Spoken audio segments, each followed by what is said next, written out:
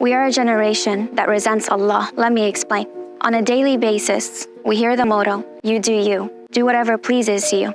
Do whatever makes you feel good. We've internalized this to the point in which we live a life boundaryless, without limitations, assuming that at all times we can make a decision as to what ruling in Islam we would like to partake in and when Islam would serve our goals and needs. We believe that just because we have an inclination towards something, a feeling, an emotion, that we have the right to work off of this feeling. But when God asks us, not because He needs it, but because He so knows that we need it in order to reach to a perfection, in order to reach to a goal.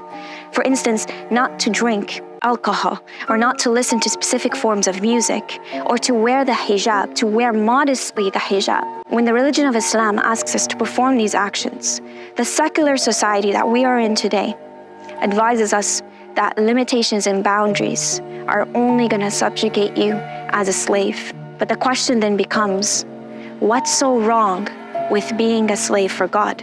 Isn't that the ultimate purpose? To submit to God?